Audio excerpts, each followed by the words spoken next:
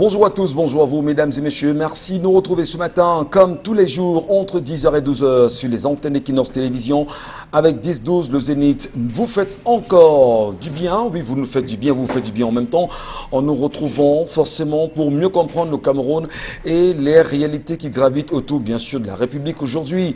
Qu'est-ce que Paul Atanga-Ndji est allé exactement faire à l'extrême nord du Cameroun? Le ministre de l'administration territoriale a choisi il y a quelques jours de s'y rendre véritablement pour certains effectivement en vue de combattre le mouvement 10 millions de nordistes aujourd'hui. Qu'est-ce qui peut justifier bien évidemment la mission de Paul Atanga-Ndji dans cette partie du Cameroun? Était-il là-bas en tant que ministre de l'administration territoriale pour mieux comprendre le problème du pont de Pala qui est en construction et qui serait inachevé aujourd'hui? Serait-il allé en réalité pour mener la campagne vis-à-vis des régionales ou encore était-il là-bas pour lutter contre le mouvement 10 millions de citoyens? Toutes les questions fusent de part et d'autre aujourd'hui. Question de comprendre exactement quelle était la réelle mission du ministre de l'administration territoriale dans l'extrême nord du Cameroun. Autre sujet qui nous interpelle justement pour l'actualité, les avocats depuis hier sont en grève.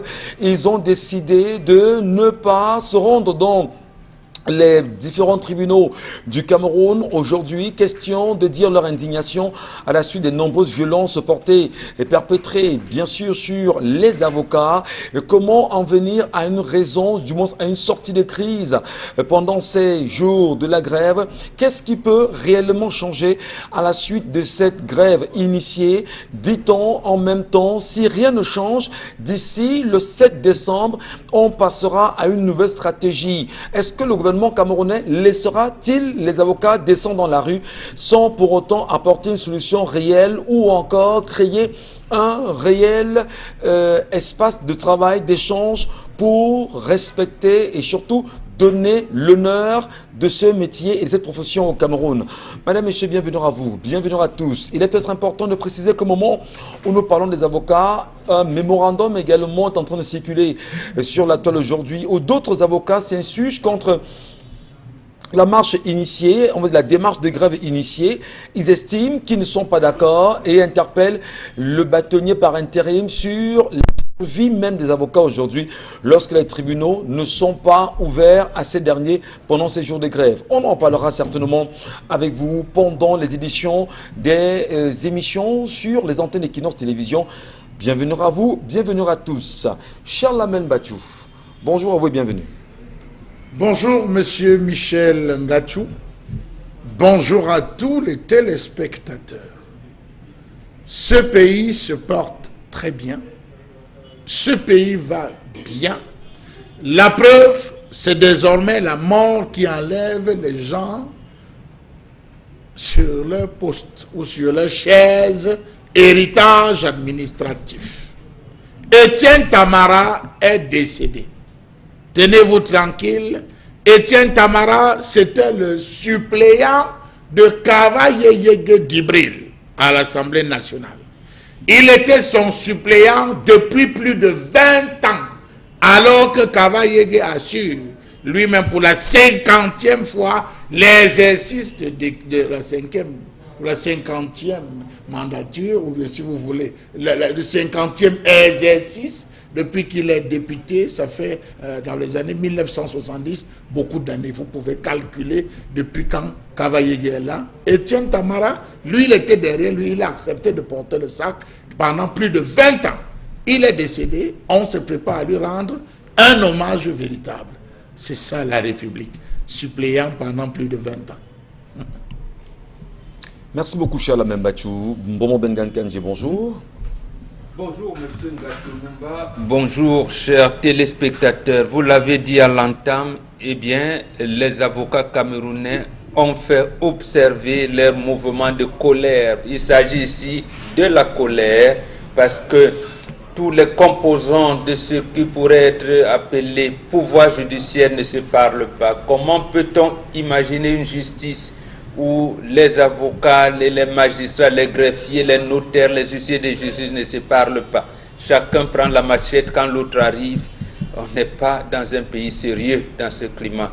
Pourvu que le garde des Sceaux et son ministre délégué et son adjoint, qui est avocat, commencent à nous donner des signes, j'allais dire, de convivialité entre les deux pour que ça arrive à la primature et à tout dit. Il faut assainir ce climat, il ne faut plus qu'on continue dans ce climat électrique. Et il faut bien sûr comprendre ce qui se passe avec les avocats aujourd'hui. Merci beaucoup, mon Mengan Kanji. Karine Santia, bonjour. Bonjour Michel Ngachou, bonjour aux téléspectateurs et un bonjour particulier à Jean-Pierre Bekolo, le cinéaste camerounais, qui a répondu dans un post qu'il a fait sur Facebook, sur son compte Facebook. Il a fait une publication suite à la réception de sa médaille vendredi dernier, à la fin de laquelle il disait, je cite, « Ce pays nous doit bien plus qu'une médaille ». Et en commentaire, le ministre Jean de Dieu Momo, puisqu'il se fait appeler sur Facebook Fonzak Tompon, a un post auquel il a répondu en disant « Le pays ne vous doit rien, monsieur ». Alors là, Jean-Pierre Bekolo n'a pas entendu cela de cette oreille, il n'a pas digéré ce commentaire et il a réagi rapidement. Et dans son commentaire, il dit « Vous ne méritez même pas d'être ministre ». De toutes les façons, on va revenir sur plus de détails dans le cadre de la revue des réseaux sociaux. Et on en parlera bien sûr avec vous, Karine Santia, Dominique Audrey et Engelek. Bonjour à vous et bienvenue. Bonjour Michel, bonjour aux téléspectateurs. Merci. Mesdames et messieurs, merci de nous rester présents. Et tout de suite, vous le savez, vous allez réagir comme tous les matins aux différents sujets qui sont à votre portée. Vous avez la plateforme Equinox TV pour ceux qui nous regardent en live ce matin. Vous avez 10-12 le Zénith. Merci, on vous recevra et on recevra vos propositions, y compris le contact s'affiche au bas de l'écran ce matin. L'histoire de ce matin, Dominique Audrey, il s'agit de quoi? L'histoire de ce matin nous met en scène un problème de famille qui oppose une jeune femme contre sa sœur aînée. Elle raconte qu'elle est âgée de 28 ans. Elle a 2 enfants. Son second enfant est né alors qu'elle vivait chez sa grande sœur. Malheureusement, sa grande sœur a décidé de la mettre hors de sa maison alors que son bébé n'avait que 9 mois, le second. Et de là, elle est partie, elle a rencontré un homme qui a décidé de lui louer un studio à hauteur de 40 000 francs CFA. Et il y a sensiblement une semaine, sa sœur qui l'avait alors mise dehors, ça fait 1 an qu'elle vit avec le monsieur, sa sœur qui l'a mise dehors a eu un problème avec son époux et c'est sa maman qui l'appelle du village pour lui dire « Va prendre ta sœur là-bas chez son mari, elle a un problème et tu la ramènes chez toi ». Elle maintenant d'appeler son conjoint, si vous voulez, qui n'est pas dans la même ville qui a été affectée, dans la ville de Berthois, pour lui dire, voilà, ma soeur a un problème et je voudrais qu'elle vienne rester avec moi le temps que ces problèmes soient résolus. Le monsieur lui a dit, non, madame, je ne veux pas de ta soeur chez moi parce qu'elle a refusé qu'on ait une relation ensemble et tu sais comment ça s'est passé. Il y a eu des chamailles et tout, donc c'est hors de question. Si jamais, au grand jamais, tu persistes et que tu la fais entrer dans ma maison, tes enfants et toi, je ne m'occuperai plus de vous et vous allez vous retrouver tout simplement à la porte. Elle dit que, étant devant le fait accompli, elle n'a pas ramené sa sœur qui a dû se débrouiller ailleurs. Donc aujourd'hui, sa famille et ses frères sont contre elle. On estime qu'elle a totalement abandonné sa sœur alors qu'elle avait des difficultés. Elle dit qu'elle s'est rapprochée de certaines personnes qui lui ont dit « Il n'est pas question que tu sacrifies l'avenir de tes enfants pour sauver ta sœur qui précédemment t'a mise à la porte. » Donc aujourd'hui, elle aimerait avoir des conseils parce qu'elle dit que lorsque sa sœur l'avait mise à la porte, sa maman lui a demandé de rester dans son coin et de ne pas faire de misère. Mais aujourd'hui elle répond simplement aux abonnés absents. Quand sa sœur a besoin d'aide, elle est diabolisée et c'est tout le monde qui lui en veut.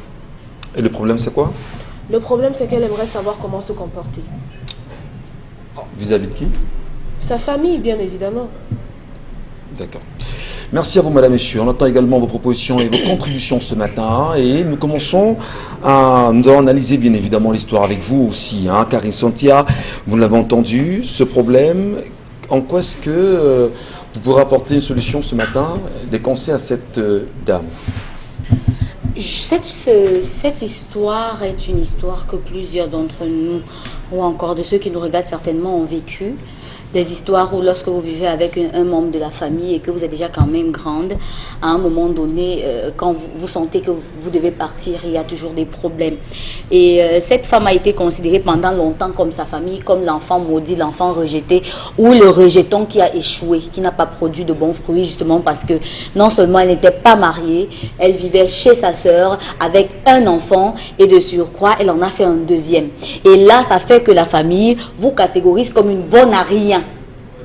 C'est pourquoi, lorsqu'elle a eu un problème avec sa soeur et qu'il a fallu qu'elle parte, sa maman n'a pas pu l'aider.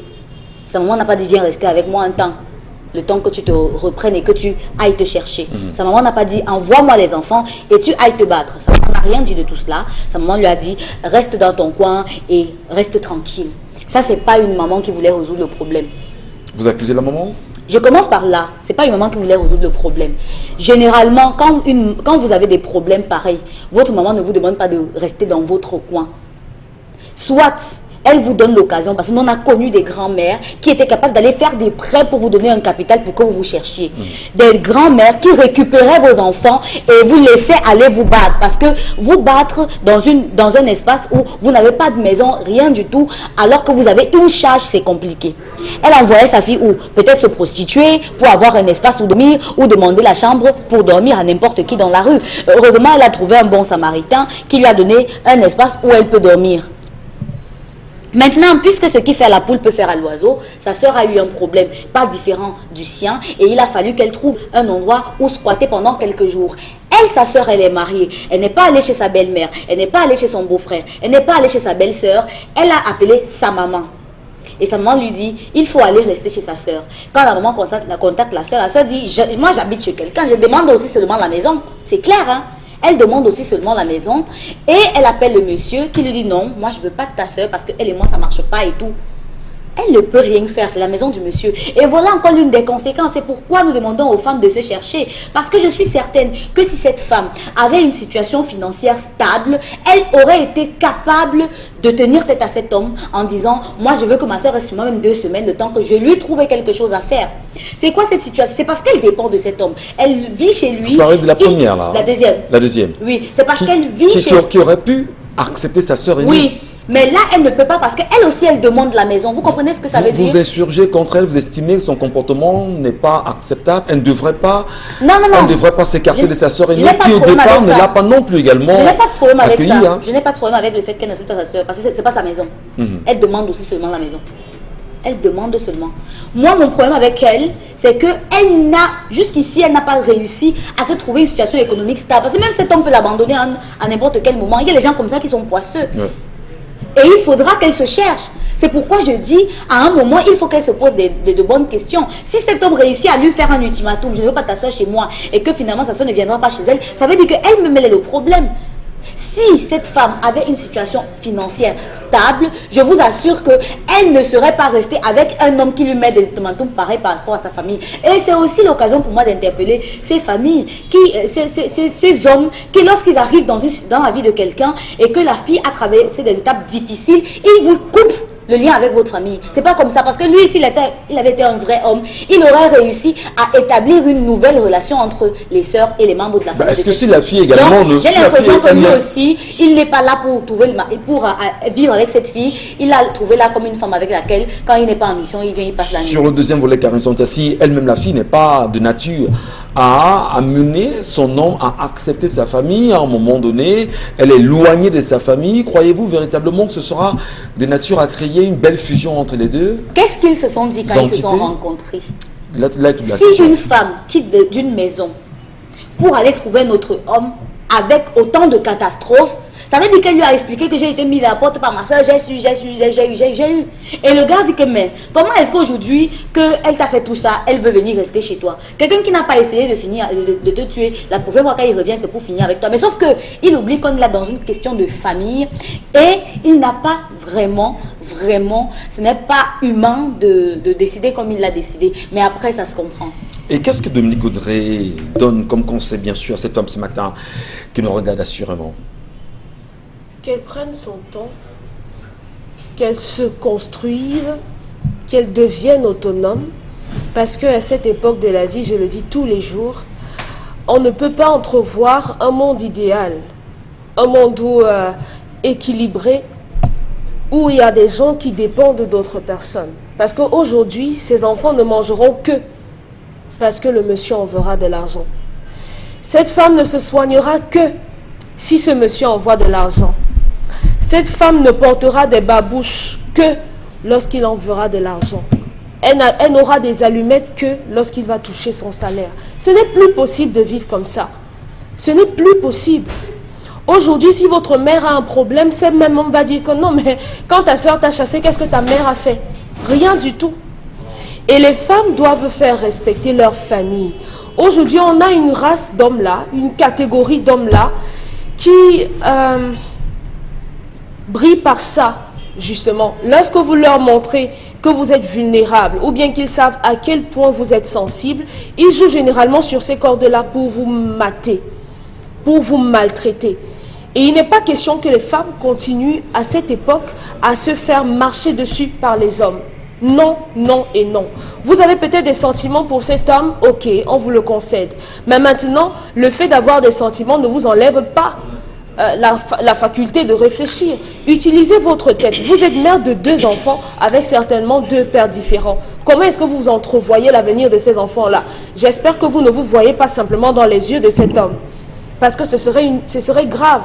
Et vous êtes dans une relation avec un homme qui ne connaît que quelques membres de votre famille, mais vous êtes déjà allé vous installer avec lui. Ça veut dire que si ça ne marche pas, il vous file un gosse et vous partez avec le 3e enfant. Comment est-ce que vous allez vous en sortir? Puisqu'aujourd'hui, votre famille semble vous avoir tourné le dos.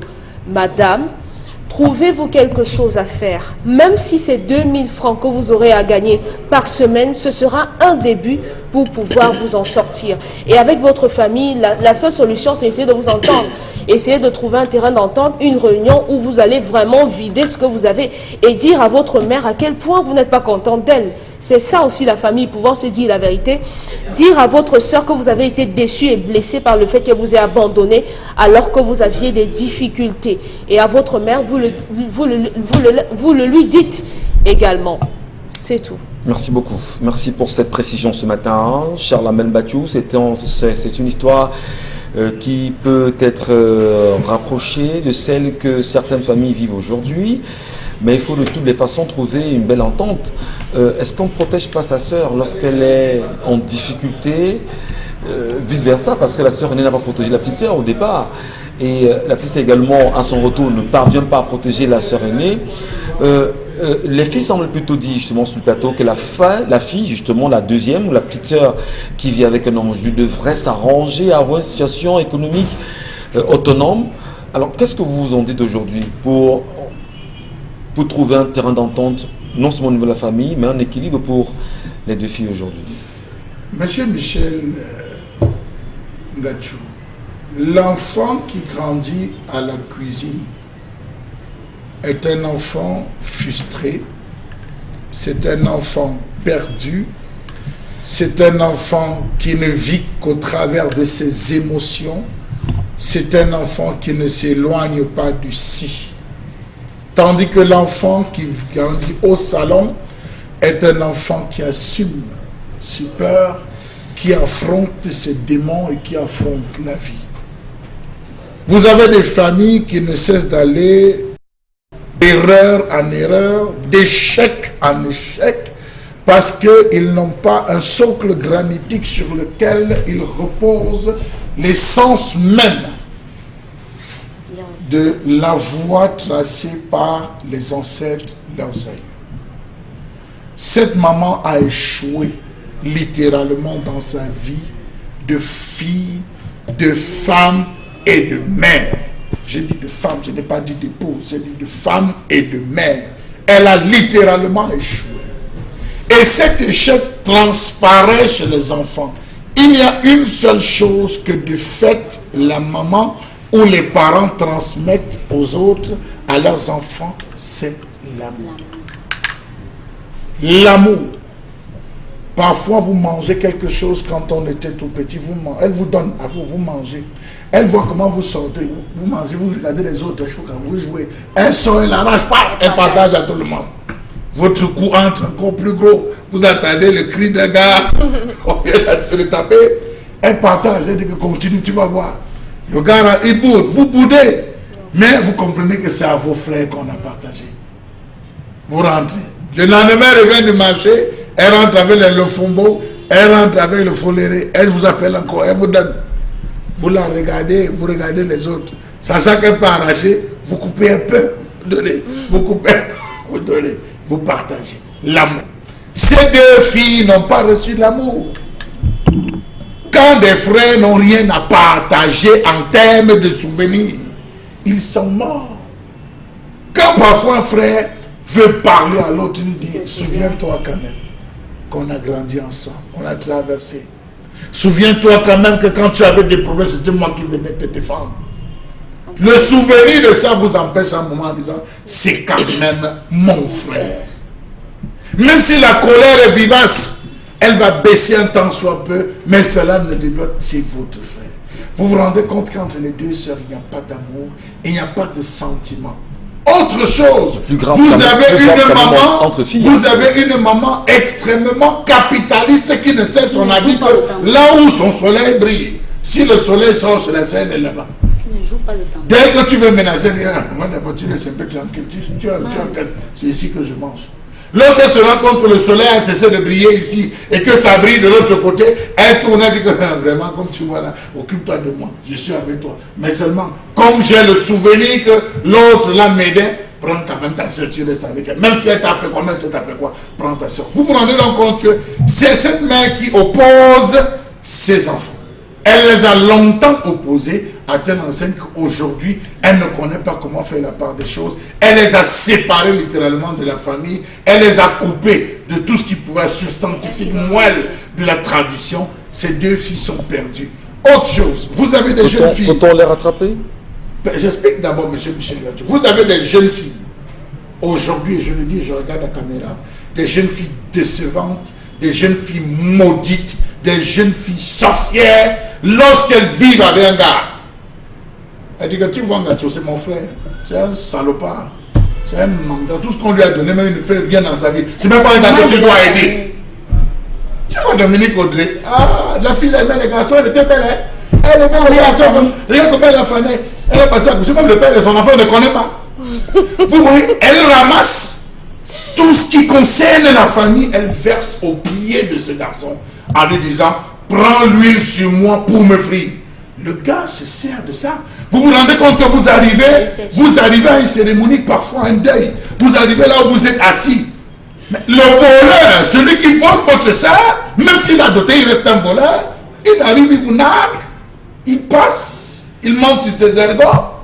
Monsieur Michel Gadjou, quand vous interrogez, vous apprenez que tout votre ventre, le ventre est déjà dans son ventre. Elle vous a livré à 5 francs. Quand ça la brûle, à telle enseigne que ça ronge jusqu'à l'aisselle, elle ne sait pas où pleurer parce qu'en revenant vers vous, elle sait que vous allez donner une bombe. Elle assume sa douleur, sa souffrance et sa malédiction dans son foyer. Voilà ce que nous avons compris. Et je peux vous dire... N'êtes-vous pas excessif? Monsieur, je suis même encore... Elles le font trop. Je suis doux encore. Quand je le dis en regardant la caméra, je suis doux. Donc ces filles ont suivi leur maman. Elles ont ajouté du leur là-dessus et sont en train de donner, excusez-moi, une liqueur de féline pas du tout bonne. Pas du tout bonne. Donc elles se retrouvent, je ne sais pas comment on va faire, peut-être pas beaucoup les mots, mais pour moi, j'estime qu'il faudrait véritablement qu'elles se retrouvent dans l'antre des traditions, le lieu sacré chez eux pour qu'on les lave. Vous avez les mots pour Samobo Bengan aujourd'hui? Tout à fait. Qu'est-ce que vous dites à ces filles? Qu'est-ce que vous dites à cette maman? D'abord, il faut comprendre. Qu'est-ce que vous dites à la société? Non, la maman a échoué. Karine Santia l'a dit, Charles Lamel l'a développé, je ne reviens pas dessus. Je viens pour corriger. Nous sommes là face à une fille, je vais dire celle qui est hébergée par un homme. On sent en elle un brin d'amour. Et pourquoi ce combat même? En fait, nous luttons entre nous parce que c'est une espèce d'exutoire commode qui marque le manque d'amour qui aurait dû encadrer notre vivre ensemble, notre vécu quotidien. C'est ça, c'est pour ça qu'on bagarre. Et quand on vous dit que c'est ce que l'Occident nous a mis, il y en a vont vous dire, le Bantou pense que c'est ça, en fait.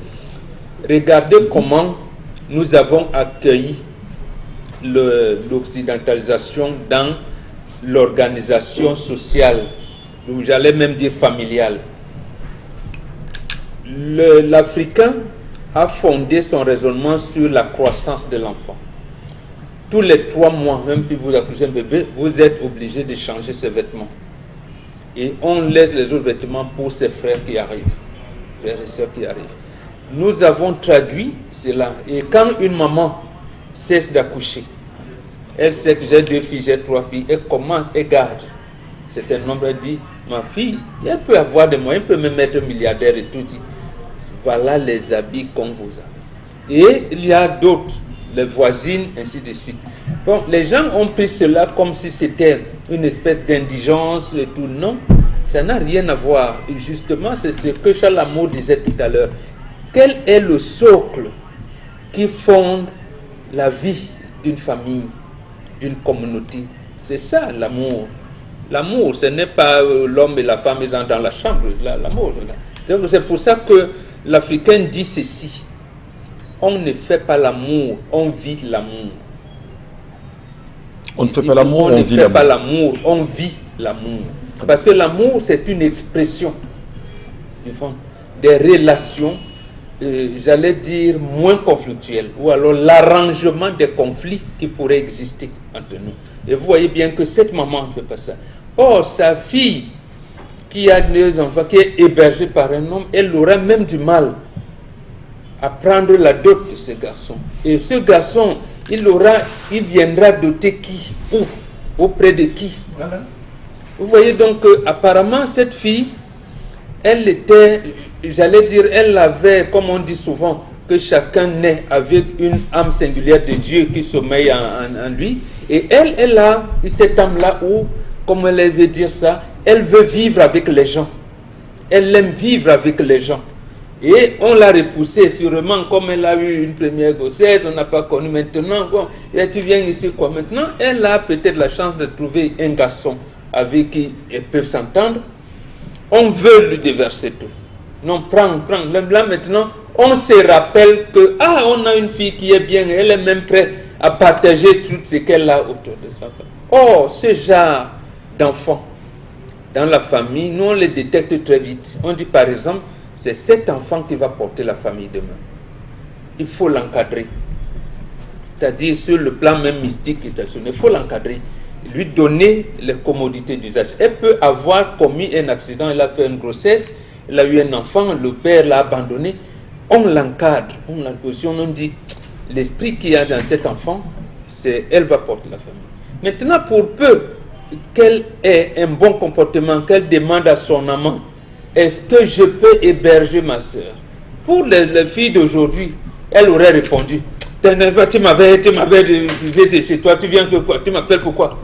Ou bien alors, par l'esprit de l'éternité, elle aurait hébergé, mettant son amant dans une situation de fait accompli. Non, elle demande, elle regarde. Donc c'est pour vous dire que tout comme chaque famille a un fou, chaque famille a également quelqu'un qui porte la famille. Donc c'est ça qu'il faut voir. Et j'ai pris à cette fille de plaider auprès de son amant pour, j'allais dire, renforcer cette convivialité-là et que sa maman fasse amende honorable. Elle se rend compte maintenant que je risque de diviser mes enfants. Peut-être c'est le moyen, la vie est en train de me donner les variantes ou les orientations pour que ma famille soit soudée. Qu'elle ne pense pas à ses intérêts, oui, tel m'a donné, voilà. Vivement, bien sûr, que les mamans qui nous regardent ce matin comprennent très bien l'essentiel qui a été dit sur ce plateau. Vous devriez, en tant que maman, cultiver en permanence l'amour entre vos enfants.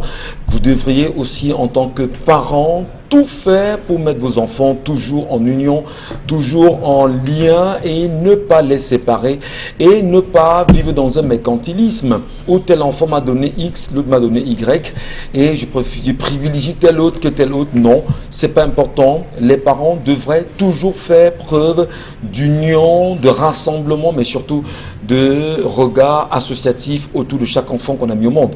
C'est un sujet en même temps qui vous invite à comprendre que C'est les réalités que vous avez dans vos familles aujourd'hui.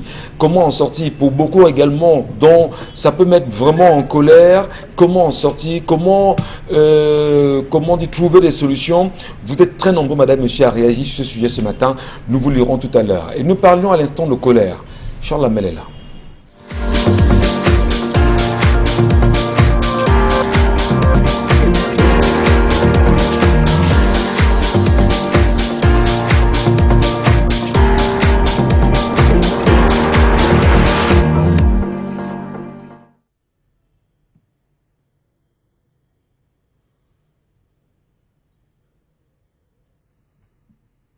Je m'interroge ce jour sur la question de l'état civil et de la gratuité de l'établissement de l'acte de naissance au Cameroun.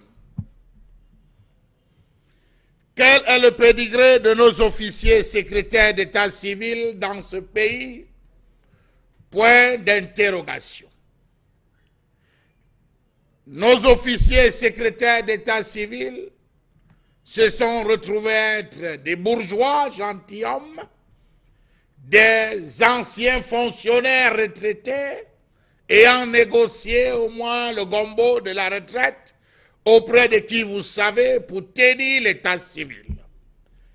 Depuis quelques jours, des bruits qui sortent de notre chambre d'enregistrement appelée Assemblée nationale demande à ce qu'on procède à la gratuité de l'établissement de l'acte de naissance. Qu'est-ce qui peut donc expliquer le fait que les enfants naissent mais n'existent pas? Peut-on parler avec aisance de la tenue et l'archivage des actes de l'état civil, naissance, mariage et décès? Peut-on se fier au système d'état civil camerounais? Est-il facile d'avoir accès à la souche de son acte de naissance à temps et à contre-temps? Peut-on se vanter de la qualité de l'archivage des données de notre acte, de notre état civil? Comment comprendre l'ensemble des tracasseries et autres formalités liées à la déclaration de naissance? Comment comprendre que 30% des enfants qui naissent dans la région du centre, sud, est et nord ne se font pas établir un acte de naissance? Comment comprendre que l'acte de naissance en lui-même soit négligé alors qu'il est demandé pour l'établissement des documents administratifs tels que la carte nationale d'identité, passeport, mariage, certificat de nationalité, inscription scolaire, secondaire, universitaire et j'en passe? Comment expliquer la pénurie constante et la mauvaise conservation des registres d'état civil, la lourdeur administrative dans la délivrance des actes et l'inobservation des textes sur la gratuité de l'enregistrement des actes? Ça ne date pas d'aujourd'hui, messieurs les nouveaux députés. Vous qui demandez à ce qu'on procède à la gratuité, ça ne date pas d'aujourd'hui. Comment comprendre ou comment peut-on expliquer le coût moyen, entre guillemets, d'un acte de naissance imposé dans certaines mairies? 10 000, 15 000, 20 000, 25 000, parfois 30 000 qu'on exige dans des mairies parce que vous êtes nouveau papa. Si vous avez fait des jumeaux, c'est 15 000 fois 2 pour chaque enfant. Parfois, on dit là-bas, c'est la bière du maire. Comment comprendre que 6% des décès seulement soient déclarés au Cameroun en 2018? Comment comprendre que de 96% des naissances enregistrées sur le plan national, 82% proviennent de la région du littoral? Comment comprendre l'inadéquation des ressources humaines, logistiques et infrastructurelles intégrées dans la gestion de l'état civil au Cameroun avec la mise sur pied du BUNEC, Bureau national des états civils, qui est coordonné par Faye Yengo Francis, en même temps coordonnateur du DDR? Comment comprendre l'irrégularité dans l'approvisionnement des centres d'état civil en registre d'état civil? Je vais me permettre de vous dire que dans certains centres d'état civil de la ville de Douala, vous pouvez faire 2 semaines, 3 semaines, on vous dira qu'il n'y a pas de registre d'état civil, ce n'est pas encore à disposition, vous allez patienter. Comment comprendre la mauvaise qualité de l'archivage des registres dans les centres d'état civil? Savez-vous que la moitié des 9 à 11 millions d'actes répertoriés est pratiquement inexploitable? Comment comprendre le taux relativement bas du recours des populations aux services et faits d'état civil au Cameroun? Dans certains pays, à peine la femme est-elle admise à l'hôpital pour l'accouchement qu'on demande à l'homme de se préparer pour l'acte de naissance. À peine a-t-on donné naissance à l'enfant qu'aussitôt on procède à la déclaration, qu'on mette à jour et qu'on lui demande de ressortir de cet hôpital avec l'acte de naissance. Mais au Cameroun, ce n'est pas ça. Comment comprendre le faible taux d'enregistrement des naissances et des décès auprès des services compétents, le manque de centres d'état civil secondaire, le manque de probité chez certains acteurs de l'état civil et le défaut du personnel qualifié dans certains centres secondaires? Savez-vous que la majeure partie des centres secondaires d'état civil censés être proches des populations se trouvent être dans des maisons privées? Je prends le cas de l'Ouest Cameroun, je prends le cas du Mbam, où les secrétaires d'État, c'est dans les domiciles. Il est à Douala, il remonte seulement le vendredi. Vous voulez n'importe quoi, vous toquez à la porte pour rencontrer sa femme qui va inscrire à sa manière. Savez-vous que les programmes d'informatisation de l'état civil sont à l'arrêt dans de nombreuses mairies de ce pays? Comment comprendre que maires et adjoints délivrent à tort et à travers des faux actes de naissance et de faux certificats de nationalité aux étrangers?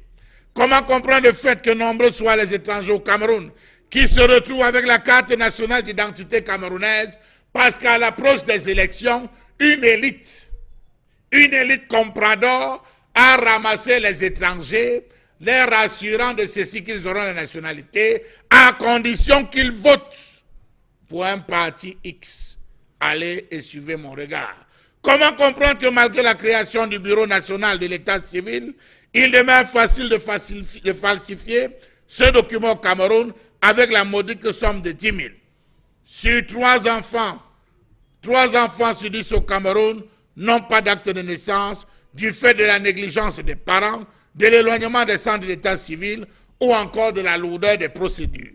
Savez-vous que dans les grandes agglomérations, le système d'enregistrement des naissances est informatisé, mais nombreux sont les ordinateurs qui sont devenus obsolètes.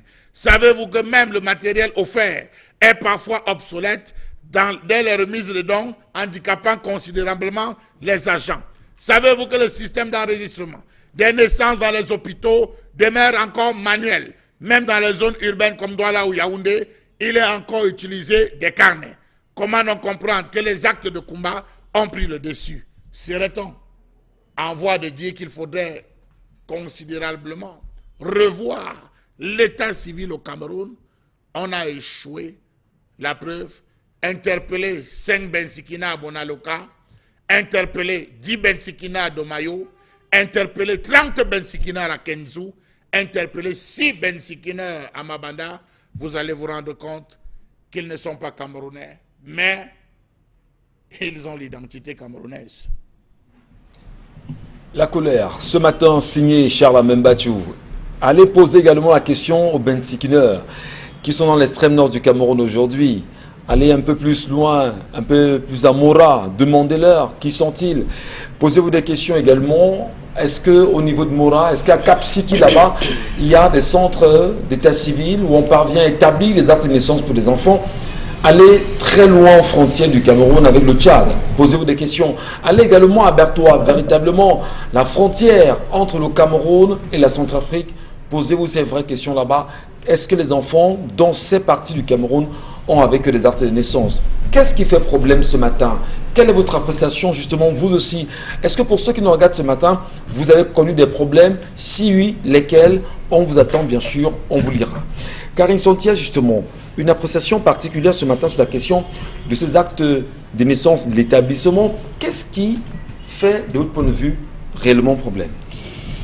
Ce qui fait réellement problème aujourd'hui, c'est que la déclaration de naissance est devenue comme si elle était volontaire. au sein de la société. Et pourtant, c'est quelque chose d'assez important.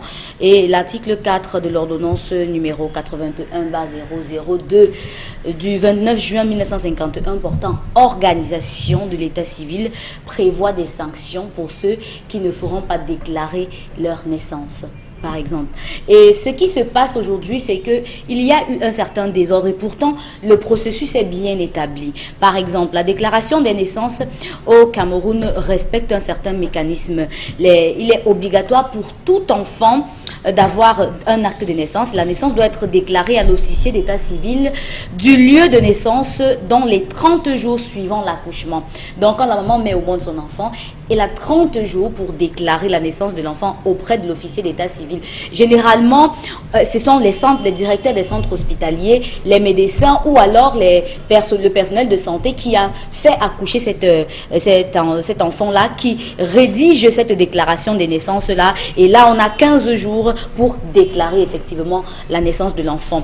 Et il y a aussi, le processus est continuel. Ça veut dire qu'il ne s'arrête pas là parce qu'on a prévu que si vous êtes dans certaines zones où vous n'avez pas eu la possibilité d'établir l'acte de naissance, vous n'avez pas eu, autant pour moi, la possibilité de rédiger une déclaration de naissance. Par exemple, si vous avez des enfants qui sont nés à la maison et autres, le processus permet aux parents qui disposent eux aussi de 15 jours pour faire la déclaration auprès de l'officier d'état civil. Donc, si l'enfant est né dans un endroit où peut-être à la maison et tout, le parent peut à 15 jours pour faire une déclaration auprès de l'officier d'état civil de la localité où l'enfant est né. Et c'est pour ça que vous voyez dans les actes de naissance de certains enfants aujourd'hui nés à l'hôpital de Bonasama, par exemple, parce que c'est le directeur de l'hôpital qui avait rédigé la déclaration de naissance. Ça fait que quand ça arrive à la mairie, par exemple, l'officier d'état civil est capable de mentionner effectivement toutes les informations qu'il a eues venant de la déclaration de naissance. Il faut aussi dire que si vous n'avez pas fait tout cela, par exemple, si vous n'avez pas pu établir cela en 15 jours devant l'officier d'état civil, on vous permet aussi dans les 3 mois qui suivent de faire enregistrer une réquisition auprès du procureur afin que votre enfant puisse avoir un acte de naissance maintenant. Et si cela ne se fait pas, vous pouvez maintenant introduire un jugement auprès de la justice pour effectuer une reconstitution de l'acte de naissance pour votre enfant. Donc la procédure, elle est bien connue. Sauf que il y a des localités qui ne sont pas outillées. Il y a des localités où aujourd'hui, pour que un enfant ou encore un parent ou un être humain ait accès aux édifices ou aux services publics, il faut parcourir beaucoup de kilomètres pour y aller. Par exemple, lorsque vous naissiez dans la région de l'Ouest et que vous étiez dans un village, par exemple, je vais prendre quel exemple? Par exemple, si vous étiez à Fondonera, pour que vous fassiez l'acte de naissance de l'enfant, il fallait quitter de Fondonera pour aller à Sanchou, par exemple, pour faire l'acte de naissance de l'enfant. Et c'est pas la porte d'à côté. Donc, c'est vraiment une procédure qui ne prenait pas souvent en compte la localité dans lesquelles les parents restaient avec leur grossesse. Une appréciation bien sûr particulière qui est la vôtre ce matin, Karel Santia, Dominique Audrey également. Vous connaissez ces problèmes, vous l'avez entendu parler, vous pensez qu'il y a une éventuelle solution à cela ou bien on peut comprendre ça autrement avec vous? Des solutions, je ne sais pas, peut-être trouver quelqu'un d'autre à mettre à la tête du BUNEC qui est censé travailler sur ce dossier-là, du moins qui a les coudes franches pour pouvoir mieux gérer ce secteur-là, parce qu'il faut le dire, monsieur Fayengo Francis, qui préside ce comité, est déjà occupé avec le DDR qui demande beaucoup de temps. Le BUNEC, de façon ramassée, de façon générale, a pour but de gérer la démographie. Et qui dit gérer la démographie veut dire qu'on gère les statistiques au niveau des naissances, au niveau des mariages, au niveau même des décès. Malheureusement, si vous allez à l'Est, par exemple, ou bien dans les extrémités du pays, vous vous rendrez compte que là-bas, les populations n'ont pas la culture de déclarer les décès. Et si elle n'a pas cette culture-là, c'est parce qu'on n'est pas allé vers ces populations pour leur dire, vous devez nous dire, vous devez déclarer que telle personne est décédé, par exemple, pour qu'on archive cela. Et si cela a été fait, cela aurait pu être fait si on avait multiplié les sites, par exemple, de confection de ces états civils-là. Si on revient dans les centres-villes, dans les endroits même où on a accès à ces différents centres d'état civil, on a des risques. Parce que dites-vous bien qu'aujourd'hui, en 2020, l'archivage se fait toujours sur papier dans un registre. Et ce n'est pas possible qu'en 2020, on continue comme ça, alors qu'en 2016, au Rwanda, on est passé à la numérisation, à l'informatisation des données. Au Rwanda, là-bas, lorsqu'on veut faire une carte d'identité, une carte nationale d'identité, ça se fait désormais en ligne. Si vous voulez renouveler votre passeport, vous pouvez le faire également en ligne. Et tellement ça a marché au Rwanda que des pays comme l'Ouganda, le Rwanda, le Bénin ont commencé à implémenter cela chez eux. Donc ici, chez nous, en 2008, on a eu une mairie qui a brûlé complètement. C'était la mairie de Madame Foning, si je ne me trompe. C'est Douala 5e, Charles, si je ne me trompe. Oui, Douala 5e. On a eu un incendie là-bas. Vous savez également que la ville de Douala est sujette à des inondations. Imaginez qu'on a une mairie qui soit inondée avec tous ses états civils. Puisque c'est du papier, c'est fini, tout sera perdu. Donc aujourd'hui, l'UNEC, qui est censé régir le secteur, régir la démographie, ne fait pas effectivement son travail. Parce que si on avait ce recensement effectué par le BUNEC, on aurait pu, par exemple, bien partager le riz de la période du Covid, là, puisqu'on devait savoir qu'à tel endroit, on a tel nombre d'enfants qui sont défavorisés, on aurait pu faire un partage rationnel. Mais malheureusement, on ne sait pas combien de Camerounais nous sommes, on ne sait pas comment sont répartis les Camerounais. Et le problème, l'autre mal avec la question de l'état civil, c'est le faux qui existe à l'intérieur. C'est pendant la saison des concours, par exemple, qu'on se rend compte de combien les Camerounais sont détenteurs de faux actes de naissance et de fausses pièces d'identité. À qui la faute? Allez savoir encore une fois. Donc aujourd'hui, le BUNEC ne brille que par des insuffisances qu'il faut rapidement résorber au niveau du recensement qui doit être fait. On doit se rapprocher des populations qui sont d'extrémité du pays, leur apprendre à faire enregistrer les naissances pour des personnes qui donnent encore naissance dans des maisons, parce qu'effectivement, ça se fait encore en 2020, et déclarer également les décès. Allez, le BUNEC semble très interpellé ce matin. Les députés également demandent à ce qu'on passe à la gratuité de l'acte de naissance au moment Bengan Kandji. Est-ce qu'il y a une chance pour les Camerounais justement de trouver des solutions à ce problème qui se pose depuis plusieurs années aujourd'hui au Cameroun? Oui, il y a une chance. La chance, c'est d'enlever tous les diplômés de l'administration du Cameroun. Revenir avec les certifiés des années 60. On va régler le problème. Mais ils sont plus vivants pour beaucoup. Mais nous sommes là. Nous sommes là. Qu'est-ce qu'ils vont apporter de nouveau? C'est vous qui êtes allé à l'école. Est-ce qu'ils vont revenir justement à ce qui semble appartenir à Mathusalem aujourd'hui? C'est les bacs plus 20 qui ont perturbé ce processus. Comment quelqu'un pouvait naître à Rebouba, en Donenken, à Sagbaïme, en Dungé, en Kolvolan ou à Lolodof, te faisait établir la carte d'identité de son enfant, l'acte de naissance de son enfant 10 jours après la naissance de l'enfant. Et aujourd'hui, en 2020, les évolués n'arrivent pas à le faire. Quand même, il faut. La question, pourquoi on emballé, vous qui êtes allé à l'école? On a parlé de rapprocher l'administration des administrés. Ça voulait dire la chose simple suivante. Dans l'organisation que Karine essayait d'énoncer là tout à l'heure, chaque arrondissement doit avoir une mairie, comme on dit souvent, sous-préfecture, et un tribunal de première instance. Les grandes instances, c'est au niveau des départements. Ça veut dire que pour le cas précis des actes de naissance, pour là où il n'y a pas d'école, il n'y a pas j'allais dire, d'hôpital véritable, où le sous-préfet qu'on appelle le chef de terre, le maire de la localité veille près des populations pour procéder à ce qu'on appelle les audiences foraines. Quelles sont les naissances déclarées? Est-ce qu'ils ont fait les naissances? Est-ce que on regarde les enfants qui vont à l'école? Pourquoi ça marchait? Nous, à notre époque, parce qu'on savait qu'à 18 ans, tu dois payer l'impôt des personnes physiques. On savait. C'était une préparation. Oui, oui, c'était une préparation à cela. Donc, on ne disait plus je suis né lors de la première école des arachides avant l'arrivée des Allemands. Bon, on savait. On est né vers 1928. On est né vers. Bon, on te donnait une certaine année approximative qui te permettait d'aller de manière graduelle et il en était ainsi de tes enfants, tes petits-enfants. Quand je dis que c'est ceux qui sont allés à l'école, qui sont venus apporter le faux. Charles Lamel a parlé de l'art de combat. Mon fils, je sais bien qu'il n'a pas la tête pour aller à l'école. Je force, parce que j'ai un frère à Yaoundé qui doit. D'abord, je lui donne d'abord l'acte de naissance de son petit frère, que je sacrifie, ou de sa petite sœur que je sacrifie. Maintenant, le gars n'est pas plus. Finalement, je viens voir le vieux gars. Tu peux couper combien là-dedans? On enlève 3 ans, 4 ans et tout.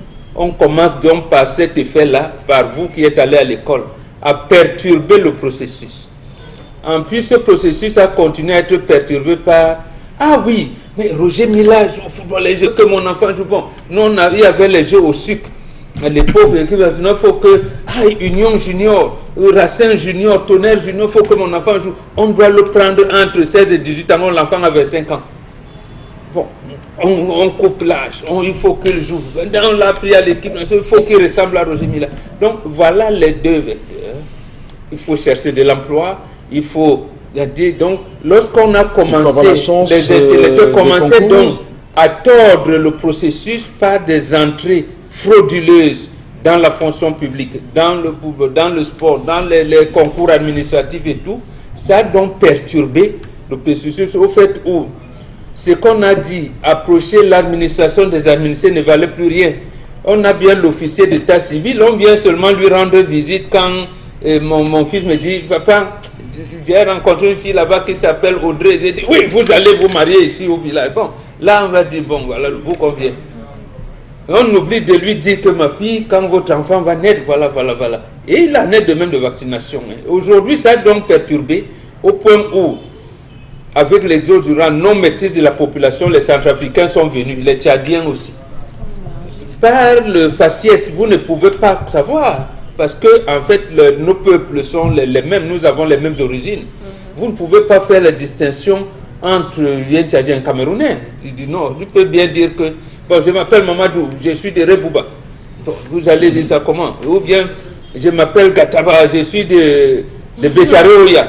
Bon, et pourtant il est centrafricain. Donc, vous voyez donc comment même le processus de carte d'identité sécurisée n'a pas pu donner parce que nous avons introduit le faux dedans et c'est nous qui avons malaxé la machine qui est grippée aujourd'hui. Une question qui se pose aujourd'hui justement, c'est de savoir ce que nous apporte le BUNEC véritablement. Merci à vous de rester sur Equinox Télévision. Au Cameroun aujourd'hui, qu'est-ce qui peut expliquer que nous ayons des Camerounais ou des enfants de différentes contrées qui n'ont pas d'acte de naissance aujourd'hui?